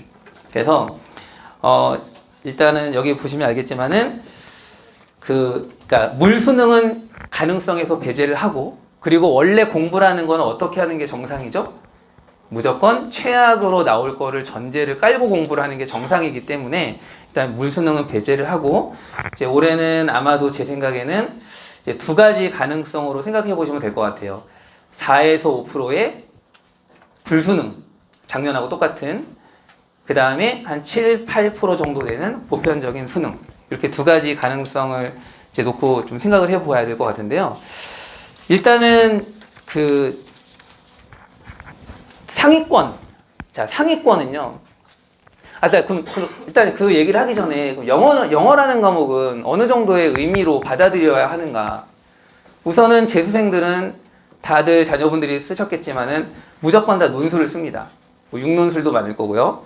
그럼 최저 등급 기준이 있죠.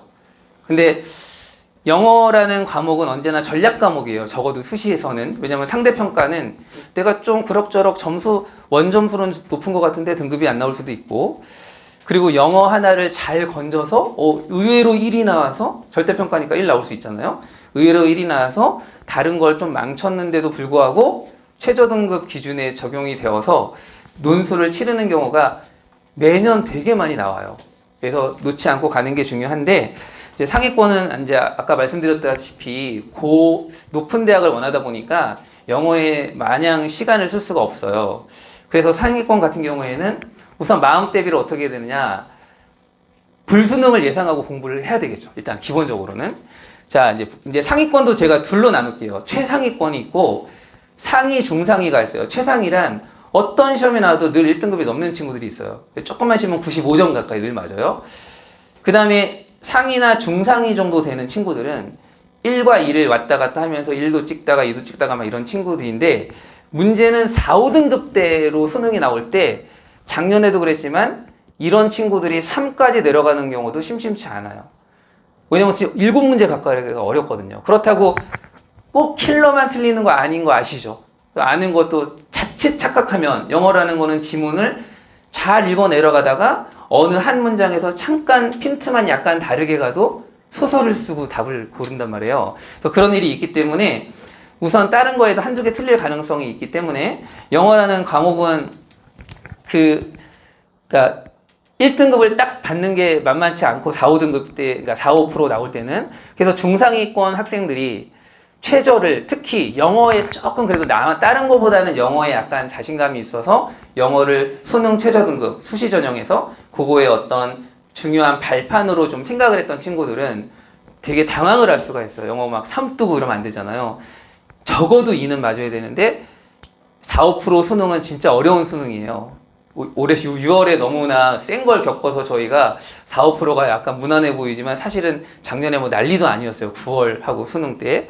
자, 그랬을 경우에 이제 최저의 문제도 생길 수 있기 때문에 아무리 상위권이라도 뭐 최상위권, 영어가 늘 항상 95원절이 맞는 친구들은 조금씩 관리하면서 그 리듬만 잘 찾으면 되지만 1, 2를 왔다 갔다 하는 친구들은 일정 시간을 들여야 돼요. 적어도 제 생각에는 아무리 못해도 독해에 최소한 30분에서 1시간 정도는 매일매일 공부를 하되 그 하는 걸 좀 잘해야 되는데 어떻게 해야 되냐면은 당연히 킬러 유형들이죠. 고난도 유형, 빈칸, 순서 삽입 이런 것들을 굉장히 의식적으로 그런 문제들을 어떻게 접근할 것인가를 좀 그냥 닥치면 그냥 푸는 게 아니라 이런 유형이 나왔을 때 의도적으로 이런 식으로 내가 다가가야 한다라는 거 의식을 하면서 공부를 할 거고 그걸 저희가 이제 시킬 거예요. 저희가 이제 그 수업 시간에 할 거니까 이제 부모님들한테는 사실상 저희가 좀 이렇게 할 거다라고 이제 말씀을 드리는 거죠. 사실은 이제 그렇게 할 생각이고 특히 상위 중상위권 학생들은 4, 5%대를 대비해서 되게 좀 긴장을 할 필요가 있어요. 특히 수시 최저에서 영어를 매우 중요하게 생각하는 친구들은 특히나 국어 수학이 좀 상대적으로 약해서 영어를 매우 중요하게 생각하는 친구들은 제 생각에 올해 반반이거든요. 7, 8%대 수능 가능성 반, 4, 5%대 수능 가능성 반. 반반이니까 어디로 갈지 모르니까 일단 4, 5%를 전제로 영어 공부를 규칙적으로 적은 시간이나마 좀 규칙적으로 해야 될 것 같습니다. 자, 그리고 중위권. 자, 중위권은 4, 5%일 때는 참 답답합니다. 중위권이라는 거는 2, 3 왔다 갔다 3도 잘 찍고 이런 친구들인데 그러면은 거의 그 4, 5%대 수능에서 아까 말씀드린 그 7문제, 8문제를 거의 틀린다는 얘기예요. 그래서 너무 어렵죠. 그래서 2등급 확보가 만만치는 않은데 그래서 저희가 좀 그렇게 안 출제되길 바라지만 어쨌든 그 수능을 대비하기 위해서 저희가 최대한 노력을 할 거고 만약 7, 8%다. 그러면은 가장 수혜를 입는 등급대가 중위권 2, 3등급 대 학생들이 가장 수혜를 입죠. 잘하면 2등급 어느 정도 조금만 이렇게 잘 공부를 해놓으면은 2등급 확보. 2등급을 확보하면은 수시 최저, 수능 최저 등급 기준과 정시에서도 크게 손해나는 그런 점수대가 아니니까 괜찮습니다. 그리고 뭐 여차하면 1등급도 나올 수 있고. 자, 제가 중위권 같은 경우에는 좀 구체적으로, 왜냐면 저희 학원에도 좀 많은 편이니까 제가 이제 구체적으로 그려봤는데 보통 우리가 고난도 문제라고 하는 거는 순서, 삽입, 빈칸이에요. 총 8문제예요. 그럼 8문제가 유형은 어려운 유형이지만 내용은 쉬울 수 있죠.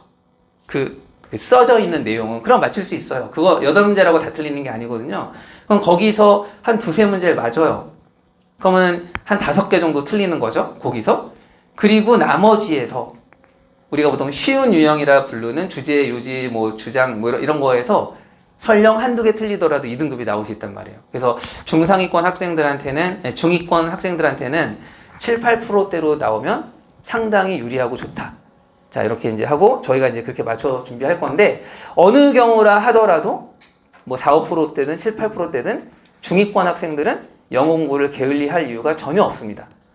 자, 그래서 중위권 학생들은 물론 이제 다른 과목도 해야 되니까 적어도 독해에 1시간 최소, 그 다음에 단어 암기도 어느 정도 규칙적으로 2, 30분이라도 내어서 그 정도라도 쭉 하면 되고 그 1시간 공부의 질, 가성비는 저희가 높일 거예요. 수업 시간에 이렇게 공부하는 거야 끊임없이 이야기를 하면서 질 좋은 공부를 하게 만들 거니까 그런 거는 뭐 걱정을 안 하셔도 되고요.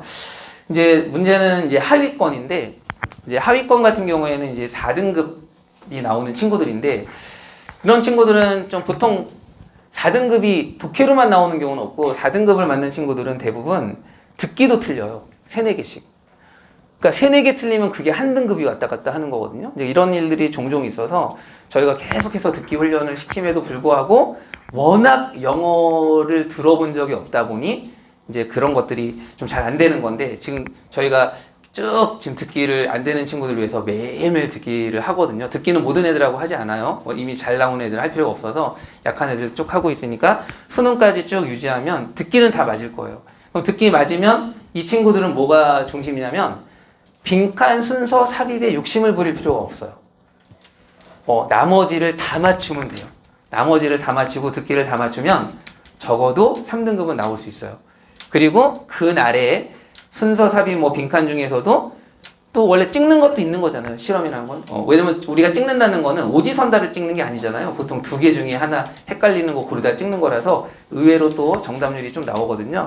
그렇게 해서 맥시멈 2등급 최소 3등급은 확보할 수 있게끔 저희가 해놓을 거니까 뭐 그런 걱정은 안 하셔도 되겠습니다. 자, 일단 근데 어느 등급대를 막론하고 이제 가장 중요한 것은 단어 암기를 게을리하면 안 된다. 이게 이제 가장 중요한 포인트라는 걸 좀 말씀드리고 싶고요. 일단 저희한테 맡겨주셨고 항상 공부는 꾸준히 확보한 점수는 없고 예상되는 난이도는 없어요. 제가 그냥 가능성으로 7, 8%와 4, 5%를 잡았지만 어떻게 나올지는 아무도 모르는 게 시험이고 우리는 최악의 난이도로 준비를 하면 되는 거고요. 저희가 학생들을 잘 추스려서 영어 공부 놓지 않고 가성비 높게 잘 끌고 나갈 테니까 걱정 마시고 저희한테 맡겨주시면 좋은 점수로 보답드리도록 하겠습니다. 자, 이상입니다. 감사합니다.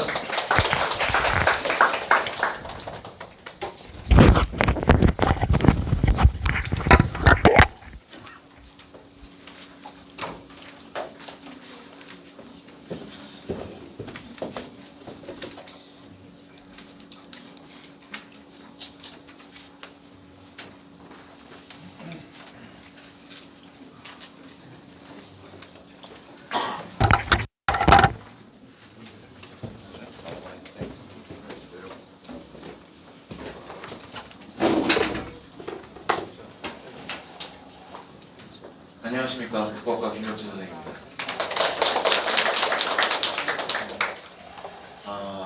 이제 부평이 끝나고 이제 뭐 수시원서 접수부터 시작해서 여러 가지 일들이 많아서 어머님들이 걱정이 좀 많으실 것 같은데 부평 분석부터 해서 앞으로 어떻게 대비를 해야 될지 간략하게 설명을 좀 드리도록 하겠습니다. 일단은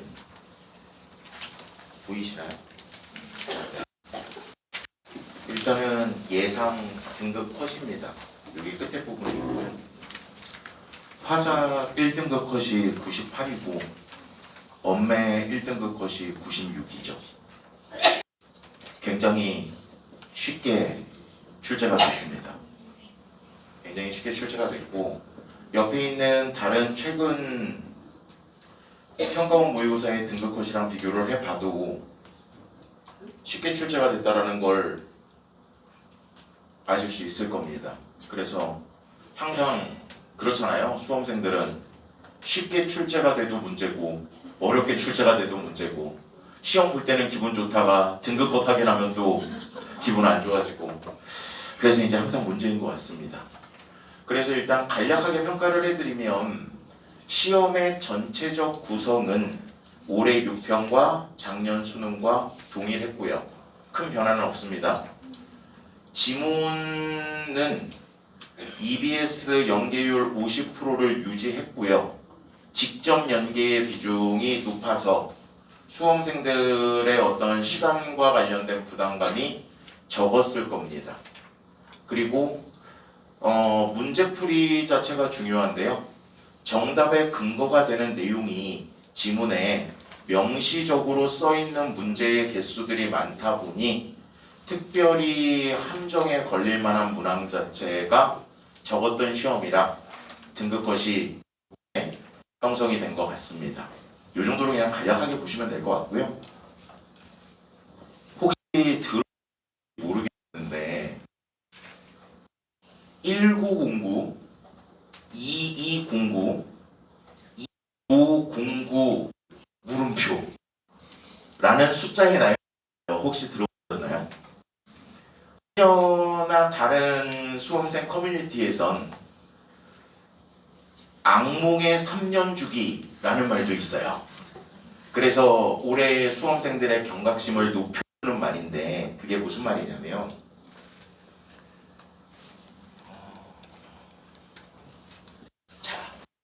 아까 말씀드렸던 1909가요. 19학년도 9평을 얘기해요. 19학년도 9평 1등급 원점 7. 애들 엄청나게 신나했어요. 근데 수능 원점수 84입니다. 역대급 난이도의 불수능을 자랑했죠. 수많은 학생들이 수능 치르고 나서 학원에 와서 울었습니다. 국어가 만점이었는데 어떻게 80점대로 이러면서 고요. 그 다음날 학원에 와서 다시 웃었습니다. 등급 컷을 확인해 보니 괜찮거든요. 이랬던 게 1909 시험이고요. 그 다음에 이제 2209라는 숫자 아시겠죠? 보시면 1등급 100입니다. 엄매는 96이었고요. 수능 했지만 1등급 80. 그래서 이제 이때부터 이제 속설처럼 여겨졌던 거죠. 형 국어가 쉬우면 수능은 해수능이다. 그래서 이제 수험생 커뮤니티에 2509가 뜨고요. 그 뒤에 물음표가 붙어 있어요. 그러면서 이제 치열하게 싸웁니다. 또 한 번 해수능이 재현될 거다? 아니다. 나는 정부를 믿는다. 필러 문항 배제될 거다. 이렇게 있는 상황입니다. 대충 흐름 이해가 되시나요? 그래서 하실 일도 많고 고민되실 일도 많겠으나 조금 차분하게 한번 정리를 저랑 같이 좀 해보시면 요거는 이제 교재 저희 책장에는 없어요. PPT를 좀 보시면 되는데 일단은 뭐라고 써놨냐면 제가 변하지 않는 진실이라고 써놨습니다. 수능이 어렵게 나오든 쉽게 나오든 변하지 않는 진실이 있어요. 이거를 반드시 기억하셔야 됩니다. 올해 수능은요. 일단 첫 번째, 이건 100%예요. EBS 연기율 50% 유지할 겁니다. 이건 100%입니다. 이론의 여지가 없어요. EBS 100%가 유지될 거고 수험생들의 부담감이 커지고 불안감이 심해질수록 연계 작품을 수능 시험장에서 봤을 때 진정되는 효과가 큽니다. 그래서 EBS를 등한시하기는 사실 어려워졌어요. 왜냐하면 수능의 난이도가 어디까지 올라갈지 예측이 불가능하니까. 그래서 저희 학원에서는 지금 선택 수업에서 수능 완성을 진도를 나가고 있습니다. 이번 달에 실전 4회, 실전 5회가 나갈 거고 마무리가 될 거예요. 수능 특강은 한 지가 좀 됐어요. 3월, 4월 이때쯤 했거든요. 그래서 이렇게 마무리가 되고 10월 달이 되면 정규 수업에 수능 특강에서 출제 가능성이 높은 지문을 가지고 수업을 할 겁니다. 다시 문학에서 출제 가능성이 높은 작품과 독서에서 출제 가능성이 높은 작품을 다시 한번 알려주면서 간접 연계가 되더라도 어느 정도 개념은 알고 있는 상황에서 부담을 좀 덜어주자라는 게 취지가 됩니다. 그리고 11월 달에는요. 좀 낯간지러운 제목인데 책 이름입니다. 저희가 만드는 자체 규제 이름이고요. 코나투스 수능을 예언하다라는 규제를 만들 거고 여기에서 출제 가능성이 높은 작품을 문학 작품 위주로 정리하면서 EBS 연계 대비를 할 예정입니다. 이렇게 보시면 될 것 같고 두 번째는요. 실전 모의고사 연습하셔야 돼요. 실전에서 1교시가 주는 불안감과 부담감은 어마무시하죠. 그러니까 딱 생각을 해보시면 바로 아시는 게 수능 국어는 시험 시작하자마자 대부분 학생들이 선택 과목을 풀기 때문에 시험지가 쫙 넘어가요. 그럼 자기는 한 문장 읽는데 애들 시험지 막 왔다 갔다 하니까 벌써 불안감이 좀 심해지거든요. 그래서 실전 모의고사 연습을 해서 자신의 약점이 뭐고 자신이 시험장에서 해야 되는 행동은 뭐고 모르는 내용이 나왔거나 정답이 안 나왔을 때 어떻게 대처해야 되는지에 대한 연습 자체가 굉장히 중요합니다. 모든 문제가 다 어렵진 않잖아요. 맞출 수 있는 문제는 빨리빨리 맞아야겠죠. 그래서 선택 수업을 통해서 9월 달에요. EBS에서 출제된 봉투 모의고사 있습니다. 만점 마무리 시즌2라는 봉투 모의고사가 있고요. 그 다음에 10월 달에는요. 시중에 나와 있는 모의고사 중에서 조금 고난도 모의고사를 골라서 실전에서의 어떤 행동을 해야 되는지 자체를 대비를 해줄 예정입니다. 이렇게 보시면 될 것 같고 세 번째입니다. 작년 6월이죠.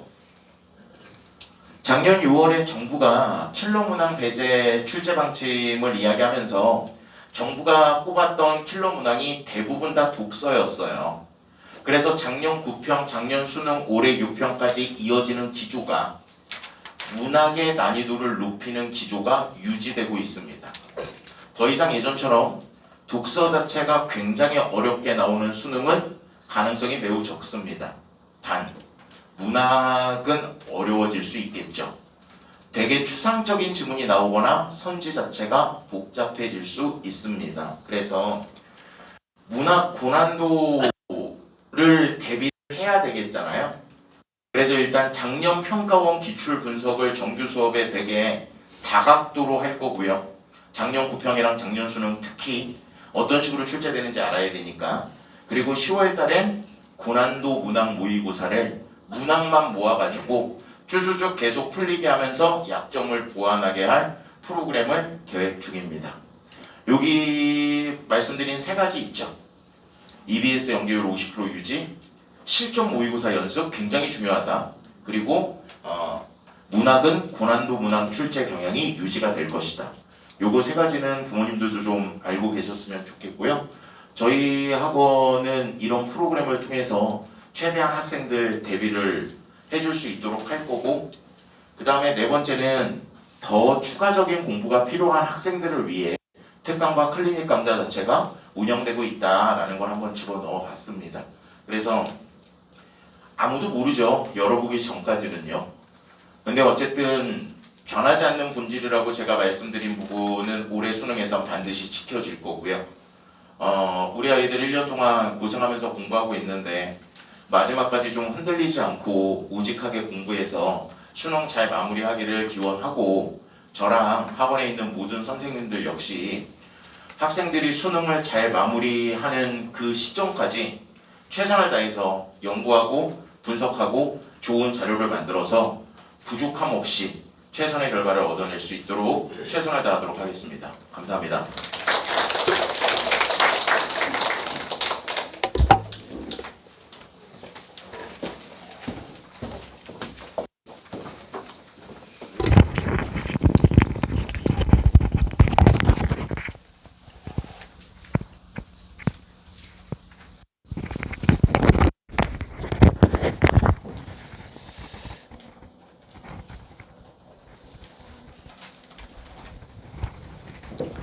네, 인사드리겠습니다. 저는 코나투스 학원 수학과 차재호라고 합니다. 네, 아이고 오랜 시간 있어서 저는 좀 짧고 굵게 수학 관련해서 좀 말씀을 드리려고 하는데, 일단은 언론 통해서 아시다시피 요번에 봤던 9월달 평가원 수학은 지금 개정이 2021년부터 됐어요. 그래서 21년, 22년, 23년 보고 지금 이제 4년 차, 4년 차인데 4년 차 중에서 봤던 평가원 시험 중에 가장 쉬웠습니다. 네. 솔직히 말씀드리면 평가할 가치가 없는 시험이었습니다. 수학은. 그 정도로 쉬웠고, 사실 이제 개정되고 나서 평가원 시험 자체가 이렇게 쉽게 나왔던 적이 없는데 아이들도 당황을 했을 거예요. 이게 이렇게 풀린다고? 실제로 전체적으로 봤을 때 성적대들이 많이 올랐습니다. 근데 이제 착각하면 당연히 안 되겠죠. 수능이 이렇게 나올 거다 라는 거는 시기상조고요. 그래서 제가 자료집에다가도 써드렸는데, 개정수능 이후에 2022학년도부터 가장 평가원에서 제일 쉬운 시험이었고, 공통과목 같은 경우는 작년 수능이랑 비교하건 아니면 올해 6월달 평가원이랑 비교했을 때 월등하게 쉬웠습니다. 근데 이제 이 쉬운 거에서 과연 그럼 우리는 어떤 포인트를 잡아야 되냐, 이제 6월달이랑 같이 보시면 되는데, 일단은 첫 번째 같은 경우는 문항의 배치가 작년 수능이랑 바뀌었습니다. 문항의 배치가 바뀌어서 원래는 이제 전통적으로 이제 맨 마지막 문제, 공통과목의 맨 마지막 문제가 이제 수2가 출제가 되고 그랬었는데, 올해 같은 경우에는 6월 달에도 이제 수1이 출제가 됐고 9월 달에도 수1이 출제가 됐고, 둘 다 주제는 이제 점화식이 출제가 됐습니다. 그러다 보니까 아무래도 수능에서의 기조가 그대로 유지가 되지 않을까. 그래서 뭐 예전처럼 우리 친구들이 봤을 때 15번, 21번, 22번은 무조건 어려운 문제니까 나는 못 풀어 하고 뭐 넘어간다든가 중위권 친구들이 그런 거는 이제 지양해야 됩니다. 예, 그런 거는 이제 태도를 가지시면 안 되고, 그래서 우리 친구들한테도 수업 시간에도 계속 얘기를 하는 게 문제 번호 자체에 좀 타겟을 맞추지 말고 문제를 읽고 나서 과연 이 문제가 내가 풀 수 있는지 없는지, 5분 내에 풀 수 있는지 없는지에 대해서 빠르게 좀 판단하는 능력, 이 부분을 좀 하반기에 남은 기간 동안 강조를 할 거고요. 그래서 시험 난이도 자체는 조심스럽게 예상을 해보면 6월달 평가원과 비슷하지 않을까 싶습니다. 네, 6월달 평가원보다 비슷하거나 조금 더 쉽거나. 네, 근데 9월달 평가원처럼 수학이 나와버리게 되면 문제가 발생해요. 문제가 최상위권이 지옥이 될 겁니다. 입시가. 그렇기 때문에 9월달 평가원보다는 조금 더 어렵게, 그리고 6월달 평가원과 비슷하거나 조금 쉽게 나올 거다라는 것이 전체적인 예측이고요. 그래서 상위권 친구들 같은 경우에는 변별력 확보에 실패했는데, 근데 몇 가지 포인트를 좀 보여주기는 했어요. 그래서 오답률이 가장 높았던 문제가 이제 21번 문제인데, 이 21번 문제가 우리 친구들이 발상을 떠올리면 정말 세 줄만 해도 풀 수가 있고요. 근데 반대로 이게 뭘 물어보는 문제인지 모르면 못 푸는 전형적인 이제 그런 문제였기 때문에, 그런 면에서 밀어봤을 때 우리 친구들이 지금 남은 70여일, 67일 정도 남았죠. 67일 정도 남은 이 기간 동안에 수학 공부를 어떻게 해야 되냐, 가장 중요한 거는 문제를 읽고 나서 해석을 할 수 있는지입니다. 그래서 이 문제가 물어보고자 하는 게 뭔지를 좀 정확하게 파악을 하고, 그런 다음에 그거를 이제 계산을 하면 되는데, 예전 수능에 비해서 요새 수능 같은 경우에는 계산이 손쉽게 풀리게 됩니다. 그래서 다행히 우리 친구들이 해석만 잘하면 문제의 답을 찾아가는 데 있어서는 좀 어려움 없이 갈 수가 있다라는 거, 그런 부분들을 좀 강조를 드리고요. 그래서 여기다가도 제가 이제 강조를 해드렸지만, 문제를 잘 해석하면 답이 쉽게 나오는 형태가 나올 거고, 21번, 22번 정도가 조금 난이도가 있었고, 그 다음에 마지막으로 이제 좀 말씀을 드릴 게, 작년 수능에서 어떻게 보면 평가원이 가장 실수를 했던 부분이 선택 과목 난이도를 조절을 실패한 거예요. 그래서 확률 통계 같은 경우가 대단히 쉽게 나왔고, 반대로 미적분은 조금 어렵게 나왔습니다. 작년 수능이. 그러다 보니까 어떤 문제가 발생했냐면, 확률 통계 선택한 친구들이 작년 수능에서 92점을 받았는데도 2등급이 나왔어요. 네. 이게 만점자 표점 기준이라고 하는데, 미적분 100점 기준과 확률 통계 100점 기준이 정확히 11점이 차이가 났습니다. 그러니까 이제 확통 친구들은 100점을 받아도 미적분에 거의 88점이랑 비슷했던 거죠. 그러다 보니까 조금 평가원이 욕을 많이 먹었었는데, 그래서 올해 같은 경우에는 좀 그런 기조를 좀 바꾸려고 하는 것 같기는 해요. 근데 이제 그 방법이 두 가지인데, 모두 다 어렵게 내거나 아니면 모두 다 쉽게 내는 방향인데, 이제 9월 달에는 모두 다 쉽게 내는 방향으로 이렇게 했고, 미적분 같은 경우가 30번, 기하도 마찬가지고 확률 통계 모두 30번이었고, 미적분 30번이 좀 난이도 있게 출제가 됐다라는 거. 그래서 결론적으로 말씀을 드리면, 2025학년도 수능을 출제하는 대비하고 예측하는 데 있어서 지금 9월 평가원이 갖는 건 거의 없다고 보시면 됩니다. 그래서 부평 결과가 잘 나왔다고 그래서 우리 친구들이 내가 수학 공부를 열심히 했으니까 성적이 잘 나왔구나, 이렇게 생각해서도 안 되고요. 그 다음에 반대로 9월달 평가원 시험 좀 망쳤다고 그래서 뭐 수학 실력이 많이 떨어졌나, 이렇게 하는 것도 아니고, 그거는 이제 외부적인 요인이 많을 거기 때문에 이제 그런 부분들을 좀 챙겨야 되고, 저희가 학원에서도 이제 해설 강의나 이런 거를 하면서 많이 강조를 했습니다. 6월과 9월을 비교해 봤을 때 올해 수능이 출제될 가능성은 6월 쪽에 가깝다. 그래서 9월달 같은 경우에는 이제 좀 시험이 쉽게 출제가 된다면 이런 식으로도 출제가 될 수 있다 정도의 어떤 예방주사 정도로 하고, 그 다음에 오히려 좀 상위권 친구들이 괜히 또 어렵게 생각해가지고 시험을 그르치는 경우가 있어요. 그러다 보니까 이제 좀 차분하게 문제를 풀어나가는 걸 저희가 연습을 시킬 거고요. 그래서 수학과의 마지막 남은 3학기 핵심은 요거는 이제 등급 컷이고요. 네, 등급 컷이 많이 올랐죠? 6월 달이랑 9월 달인데요. 6월, 9월 비교해 보시면 확통은 11점이 올랐고요. 그다음에 미적도 14점이 올랐네요. 네, 그만큼 이제 시험이 좀 쉽게 출제가 됐다라는 거 말씀을 드리고, 그래서 이제 저희가 3학기 때 이제 수학과는 어떤 걸 좀 중점적으로 할 거냐? 일단 3학기 때는 가장 중요한 게 이제 파이널 모의고사를 진행을 합니다. 그래서 이제는 문제 하나하나에 집중하는 것보다 어떻게 시험을 운영해 나갈 건지 이제 그런 부분에 좀 초점을 맞춰서 정규 수업이 진행이 될 거고, 그리고 저희 학원 같은 경우는 수학과는 자료에 굉장히 신경을 많이 쓰는 편이에요. 그래서 잠깐 보여드리면 요거는 이제 선택 수업 때 진행을 합니다. 요 두 교재가 선택 수업 때 진행을 하는데, 하나 같은 경우에 요 여름 배경인 거는 이미 진행을 다 했고요. 예, 끝났고, 요 가을 배경인 게 이제 요번 주에 출간이 돼서 요번 주부터 저희가 선택 수업을 새롭게 시작을 하는데, 요 선택 수업 교재를 이제 진행을 할 거고요. 요 교재에는 이제 어떤 것들이 수록이 되어 있냐면, 일단은 저희가 레벨을 3개로 나눠 놨습니다. 그래서 한 회차당 8문제씩, 한 회차당 8문제씩으로 구성을 해서 제일 기본적인 거, 그 다음에 중간 난이도, 그 다음에 고난이도, 이렇게 해가지고 총 30회분이 수록이 되어 있습니다.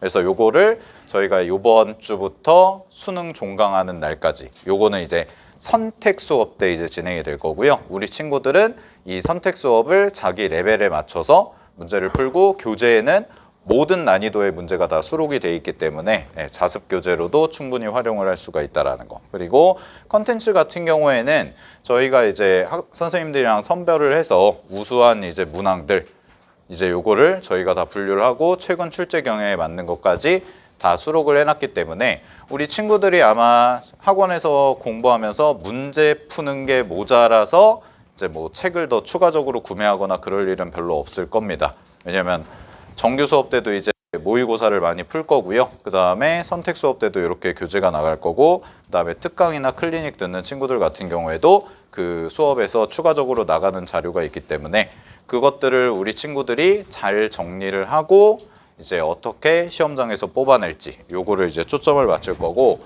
항상 제가 마지막으로 말씀을 드리면 저희 친구들한테도 강조하는 부분이 있고 어머님들 설명회 할 때도 이 시기에 항상 강조드리는 부분이 있는데, 지금 우리 친구들 상태가 어떤 상태냐면 딱 이런 상태예요. 큰맘 먹고 이제 백화점을 가서 옷을 한 100만 원어치를 사온 거죠. 100만 원어치를 사왔어요. 그러고 나서 뭘 해야 될까요? 옷을 그렇게 잔뜩 사왔으면 어머님들 뭐 하세요? 반품하나요? 아니죠. 옷장에 정리하죠. 그러니까 어머님들이 뭐 이제 집안에서 이제 일하시면서 빨래하시고, 우리 자제분들 옷 해가지고 옷장에 뭐 속옷은 여기, 티셔츠는 여기, 바지는 여기 다 이렇게 이제 배치를 해주시잖아요. 그러니까 우리 친구들이 그 바쁜 아침에 자기가 입을 옷 딱딱딱 꺼내서 입고 오죠. 우리 친구들 상태가 어떠냐? 지금 옷은 잔뜩 많이 샀어요. 잔뜩 많이 샀는데 정리가 안 돼 있는 거죠. 그러니까 자기가 필요할 때 옷장에서 꺼내려면 어떻게 해야 돼요? 정리가 안 돼 있고 쌓여 있으면 그걸 다 뒤집어 봐야죠. 그러다 보니까 시간이 오래 걸리고, 그래서 시험 결과가 안 나오는 경우가 많습니다. 그걸 정리해야 됩니다.